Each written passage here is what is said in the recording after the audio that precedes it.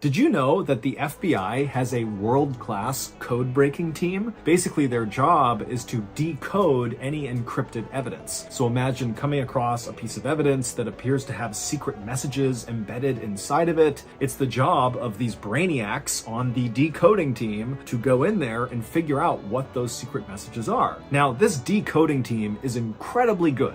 But periodically, they do run into riddles, if you will, that are just way too difficult and they can't figure them out. And when this happens, they will often appeal to the public and say, hey, anyone out there, if you can solve this riddle, let us know. And so today's story will involve one of those types of impossible riddles. And if you stay till the end of the video, you'll actually see the mystifying evidence. And I'll show you where you need to go online to literally help the FBI solve this riddle. But before we get into that story, if you're a fan of the strange, dark, and mysterious delivered in story format, then you've come to the right place because that's all we do, and we upload once a week. So, if that's of interest to you, the next time the like button takes their full kitchen trash bag out to go out to the dumpster, immediately throw an open container of clam chowder into their empty can before they can come back and put a new bag in. Also, please subscribe to our channel and turn on all notifications so you don't miss any of our weekly uploads. Okay, let's get into today's story.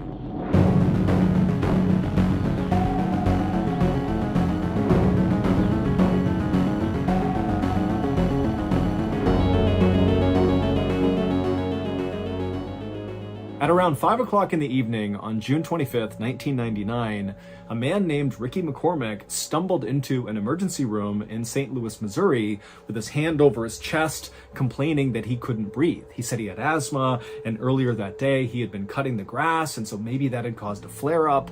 But either way, here he was in a lot of discomfort saying, I need help. Ricky was 41 years old, and for his whole life, he had had heart and lung problems, and so him arriving in this state in the ER was actually not all that uncommon for him. And so this hospital did what they did with anyone who came in complaining that they couldn't breathe.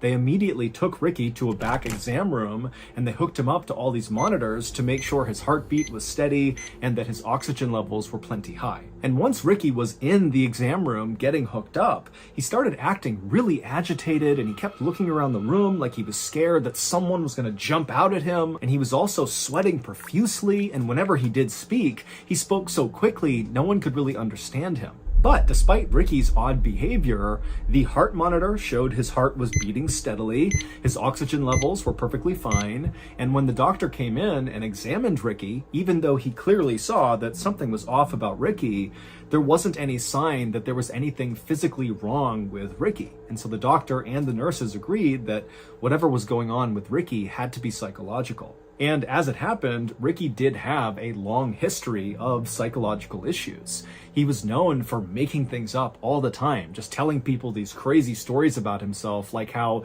he was this talented singer and he was about to go on tour, or that he was actually a prince, or that he was studying to be a doctor. I mean, things that nobody thought was true, but Ricky would say as if this is just common knowledge, this is who I am. And so Ricky's family for the longest time had just assumed that Ricky was either bipolar or maybe schizophrenic. Those are both serious mental health disorders that totally disrupt normal thinking. But Ricky, despite being encouraged by his friends and family to go get help, never got help for any of his psychological issues. And so Ricky's life had kind of gone off the rails. He had dropped out of high school and not gone back to any sort of schooling, and he had spent some time in jail. Now, Ricky was living in a low-income, very dangerous part of St. Louis, which is a big Midwestern city on the Mississippi River that in 1999 had a very serious issue with gang violence. Ricky absolutely hated it there, but he had no way to actually leave St. Louis. In fact, Ricky didn't even have his own place. He bounced around from his mother's place, his aunt's place, and his girlfriend's place. Ricky did work, but the work was very sporadic, and it was for the most part just night shifts for random odd jobs. And when Ricky was actually working, he really just spent his time chain smoking cigarettes and drinking literally gallons of coffee. Back at the ER, Ricky, who was still in the exam room, had only been there for less than an hour when the doctor came back in and told Ricky that he was okay and he was going to be discharged. Now, Ricky immediately said, no, I have to be here tonight. I need to stay here. You need to admit me. but the doctor just kind of ignored what he said and handed him the discharge paperwork. 15 minutes later, when a nurse came back into the exam room to get this paperwork from Ricky, she would walk in and see Ricky still sitting on the exam bed, kind of fidgeting around, looking down at this paperwork on his lap that immediately she saw he had not filled out. He had just signed his name at the bottom. And when she walked in, Ricky looked up at her and he kind of shrugged his shoulders and looked at her and was like, "I don't know how to read or write. Can you help me?" And so the nurse immediately felt bad for Ricky. I mean, he's got dirty clothes on, he looks thin and frail, he's clearly very down on his luck, there's some issues happening with this guy, and he can't even fill out his discharge paperwork. And so she said, no problem. She sat down with him, and together they filled out his paperwork. And then afterwards, when she walked him out of the exam room back to the front of the hospital, Ricky turned to her and said, instead of going home, can you just let me stay here in the lobby just for tonight? And this nurse, who knew she was not allowed to do this, she looked around and saw it was not a busy night there. And so she said, okay, as long as you don't bother anyone, you can stay here. And so Ricky thanked her repeatedly and then walked over to the corner, kind of far away from the front desk and far away from the front door. And he sat down and folded his arms, and then he just stared at the front door. And so this nurse assumed that Ricky actually must be homeless, especially based on, how he came in and how he was acting. And so she figured, he needs a place that's warm to stay tonight. And so the nurse went back to her station, and over the course of the next several hours, she would periodically look out into the lobby, expecting to see Ricky kind of curled up asleep in the corner. But every time she looked out there, Ricky was still sitting upright, arms folded, staring at the front door of the hospital as if he was expecting someone to come in at any moment and he needed to be ready. And so she thought this was unusual, but she decided not to intervene. She just let him sit there and do his thing. Later that morning at 11:30 a.m., when the nice nurse who had allowed Ricky to stay in the lobby was leaving her shift, another crew of nurses came in, and right away they noticed Ricky was just sitting in the corner for no apparent reason. And when they walked up to him to ask if he was okay, what are you doing here? What can we do for you? Ricky, instead of trying to talk to any of these nurses, just got up and walked out of the hospital. After leaving the hospital, Ricky walked to a nearby payphone and he called his girlfriend, Sandy. And when Sandy picked up the phone, she immediately recognized her boyfriend's very familiar voice, but she also picked up that he sounded really tired and kind of out of it. And so when she asked him, are you okay? What's going on? Ricky would tell her that he had just spent the night in the hospital. But he didn't clarify that he had spent the night in the lobby of the hospital, not admitted as a patient at the hospital. But to Sandy, it really didn't matter because already this was raising red flags for her, because this was actually the second time that Ricky had gone to the ER just that week. Just a few days earlier, Ricky had been released from a different hospital in St. Louis after telling doctors there that he had had these chest pains and he couldn't breathe. And so he had been admitted for a couple of days, but ultimately they determined that there really was nothing wrong with him. And they too believed whatever was happening with him had to be psychological. And so he had been released. Additionally, Sandy had been growing increasingly worried about Ricky because over the last several weeks, Ricky had begun acting really paranoid, to the point where anytime he was in her apartment and somebody outside the apartment just walked down the hallway, Ricky would jump as if he was worried whoever was out there was going to barge in at any moment. But whenever Sandy asked Ricky, what's going on? Why are you so paranoid? He refused to elaborate. So, feeling very concerned about Ricky, on this phone call, Sandy would say to Ricky, please come to my apartment and let me take care of you. If you're not feeling well, I'll make you feel better. Just please come to my apartment right now. But Ricky said no, he did not want to go to Sandy's apartment. He told her instead he was going to walk to a nearby gas station to get a bite to eat, and then afterwards he would give Sandy a call. And so the two of them agreed to this plan. They hung up. But then Ricky did not call Sandy later. A worker at the gas station where Ricky said he was going would later tell authorities that Ricky did come into the gas station and he got a hot dog on that day, the 26th. And then the next day, this same worker said, yep, we saw Ricky again on the 27th. He came in here, he got a bite to eat, and then he left. But after that, nobody saw Ricky. Not his aunt, not his mom, not his girlfriend. He didn't show up in any other emergency rooms in Missouri. He just disappeared. On June 30th, so 3 days after Ricky was last seen at this gas station, a woman was driving her car 20 miles north of St. Louis on this highway when she looked out into this cornfield that butted up against the highway, and she saw kind of in the middle of it was this dark shape that looked totally out of place. And so she was intrigued enough that she actually pulled over on the road, she got out, and began walking into this cornfield to see what this thing was. And when she got up to this thing and saw what it was, she froze in horror, and then she screamed, turned around, and ran back to her car, and she flew to the nearest gas station, she grabbed a payphone, and she called 911. When the police arrived at this cornfield, they too walked out towards this dark thing, and then finally they saw what this thing was that had scared this woman. It was a dead person who was lying face down. Their body was very badly decomposed. And in fact, their body was just kind of falling apart. Like the fingers of this person's body had just kind of crumpled off of their hands.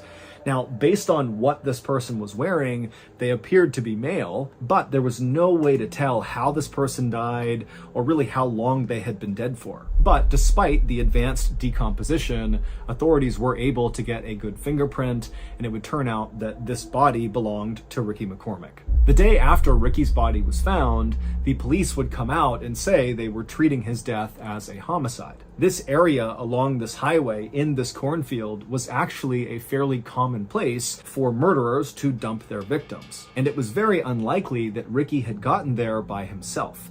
He didn't have a car. In fact, he didn't even have a driver's license. There was no public transportation that could have brought him to this spot. And if Ricky had decided to walk to this area for some reason, it was a solid 15 miles from where he lived and worked. Also, Ricky's body was way too decomposed relative to when he had last been seen alive, just 3 days earlier.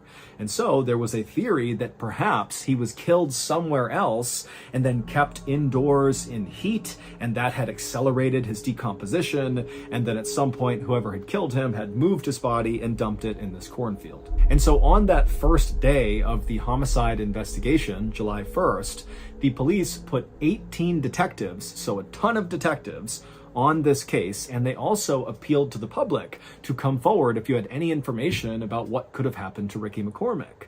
But just a day later, on July 2nd, the police came out and made an announcement that, after looking at all the evidence and looking at Ricky's body again, it did not appear, in fact, that he had been murdered, but instead he must have died of natural causes. This is a guy that had lung and heart problems, and so that is likely what killed him. Case closed. And so after this announcement, all of the evidence in Ricky's case was bundled up, put into storage, and people just kind of forgot about it. 6 months later, the Federal Bureau of Investigation, the FBI, got a tip that involved Ricky McCormack. They were working on a case in St. Louis, Missouri about this major drug dealer who apparently was ordering hits on his rivals, and a confidential informant came forward and told the FBI that this guy, Ricky McCormack, had gotten wrapped up with this major drug dealer. But they didn't really know what role Ricky was playing with this drug dealer. It was just kind of a rumor on the street that, Ricky was involved somehow. This did not make any sense to the FBI because they're thinking, why would this big-time drug dealer who really was a mover and shaker in St. Louis get involved with this guy, Ricky McCormack, who was obviously deeply mentally ill and borderline homeless? I mean, what role could Ricky play for this drug dealer?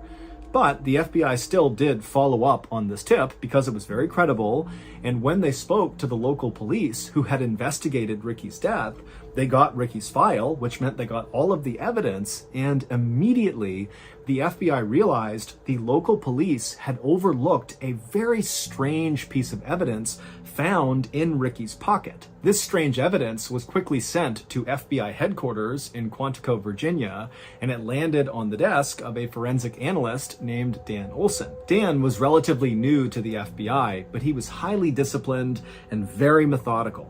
And so when he received this piece of evidence, he got to work right away trying to figure out what it was, what it meant in relationship to Ricky and this drug dealer, and maybe does it answer the question of how these people are connected. But despite his best efforts in calling in the experts and using every computer program to analyze this evidence, he just could not figure out what it meant. At the same time that Dan was doing this, the big drug dealer who was the target of that big FBI investigation in St. Louis was arrested on gun and drug charges, and so the big case was now over. And suddenly, trying to figure out what connection Ricky McCormack had to this drug dealer was kind of irrelevant, because the drug dealer was behind bars and Ricky was already dead. And so the FBI kind of put a pause on trying to figure out what this evidence was.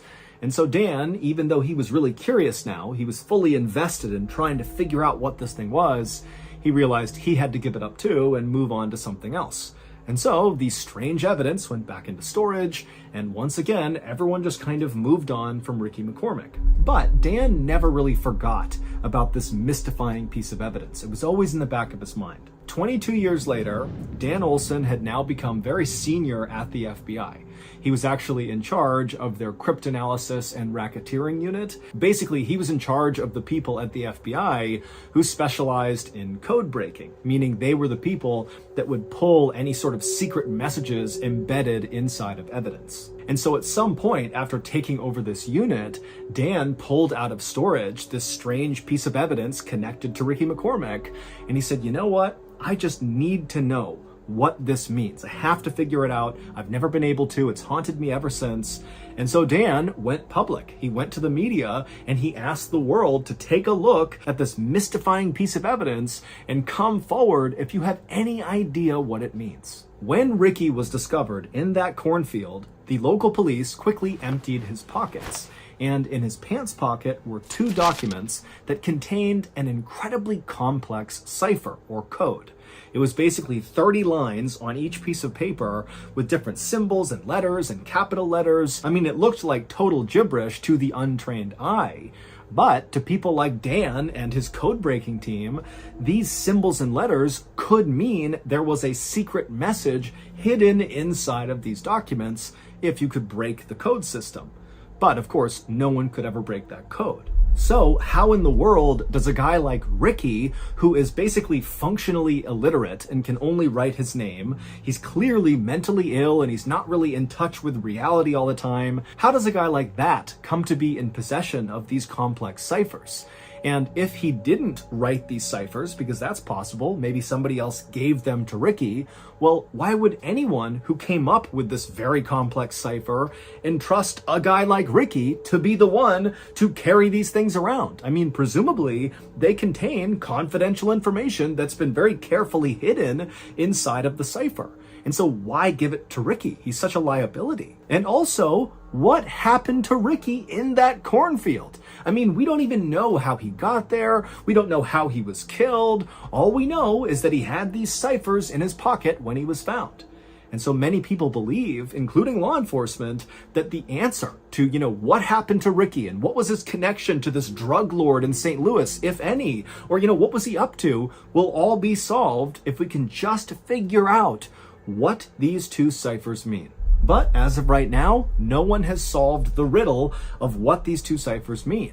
All we know is that Ricky McCormack, a couple of weeks before he died, became increasingly paranoid and was so scared of someone or something that he was likely running into these hospitals just to hide out. But eventually, whoever or whatever Ricky was scared of very likely caught up to him and killed him. But until we crack these ciphers, we very likely will have no idea what actually happened to Ricky McCormack. Today, the FBI has set up a special website where you can look at these 2 ciphers that Ricky had in his pocket, and if you're able to crack them, because someone's going to eventually, you can tell the FBI through this website and potentially help solve Ricky's murder. To go to this FBI website, click the link in the description below. So that's going to do it. If you enjoyed today's story and you want to hear more stories like it, be sure to check out our podcast called the Mr. Ballin Podcast, which has hundreds more stories, many of which are exclusive to the podcast. So if you want to listen to those stories, again, it's called the Mr. Ballin Podcast, and it's available exclusively on Amazon Music.